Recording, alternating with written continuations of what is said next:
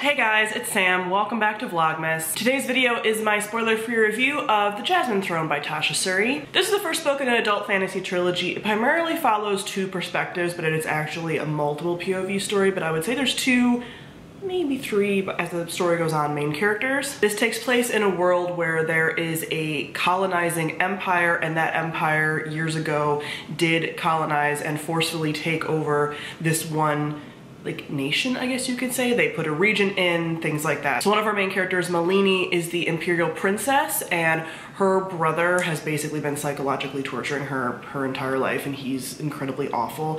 And he wanted to burn her as part of their religion, basically, but it was also a way to get rid of her, and she refused to go to the pyre, and so now she's been sent to this nation to just be imprisoned there until basically she decides to let herself be burned. And then we have Priya, who's a maidservant in the regent's household, and she eventually becomes one of the maidservants that's taking care of the old temple where Malini is being held, and that's how their paths intertwine. But the thing is, Priya was also raised at that temple because that temple was the heart of this nation's religion, and the magic that resides there is more of this plant nature type of magic, and so she's also kind of rediscovering things about her past that she sort of blocked out. First off, I'm gonna talk about the world building. So at the beginning, we do get a lot of sort of info dumpy world building around some of the different places and sort of what's going on. You're sort of dumped into it, but it becomes less confusing as time goes on. I mean, that's kind of true of any info dumpy sort of world, but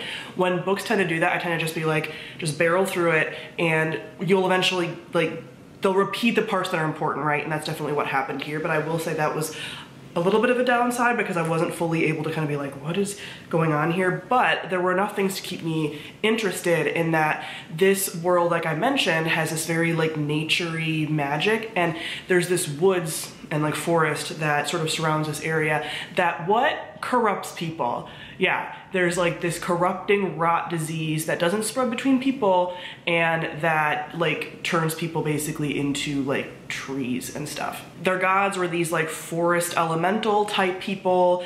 Once they get powers, they have power over nature. There's sacred trees that have healing properties. You know, I love nature magic. And when that popped up, I was like, okay, I'm in. In addition to that, as the story goes on, we learn about sort of other places and other gods and things, and gods that, have prophecies and different religions and sort of how they were formed and stuff, and all of them having equal weight as far as being real, which I really tend to like when we have own world mythology where all the gods are actually real.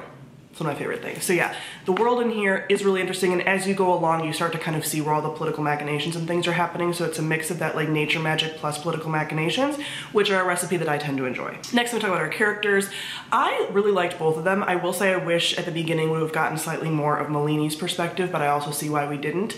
But they're both very compelling characters. They both, I never really felt oh, I want to get back to a certain POV. The only exceptions were when we did get some of these one-off POVs.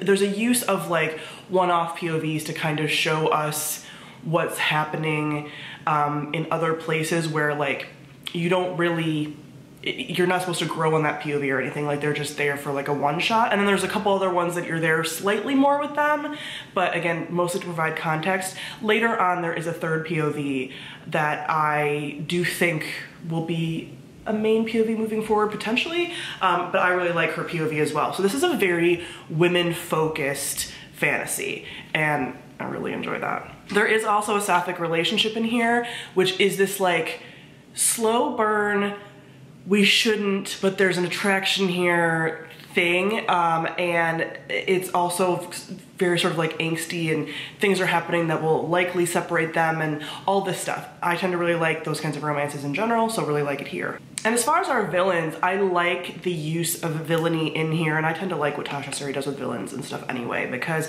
she does this mix of villains and antagonists, and the antagonists are people that you're I see where you're coming from, you're just going about it the wrong way. There's a mix of that, and there's sort of this overarching villain who's the Emperor, who is completely awful. But you have these other characters who cause problems, right, for our main characters, but you get it, and I, again, like that complexity to my story and to my villains. Last, let me talk about the plot, and just like the writing in general. I love Tasha Suri's writing. I have loved her since the like Empire of Sands, Books of Amba duology, so again, the fact that it's taken me so long to read this is a crime. And this story is much more like a slow build, a bit of a foundational book, but not in the way that it's like boring, although there were slower parts for me, I think.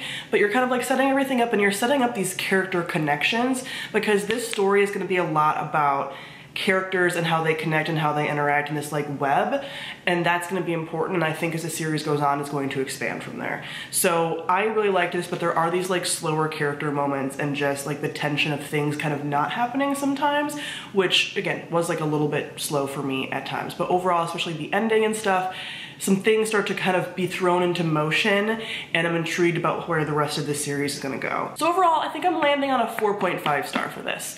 I wasn't sure it was gonna be 4, 4.5, like leaning towards 5, but I think 4.5 is perfect because there were some things, as far as like some of the world building and being slow at points, where it wasn't quite gripping me, that leave it from being a complete 5, but very excited about the rest of the series. 4.5 is obviously a solid start. And yeah, I do plan on getting to the Oleander Sword sooner rather than later, she says. So comment below, let me know what you thought of the Jasmine Throne. Thank you all for watching, and I'll see all of you guys soon. Bye.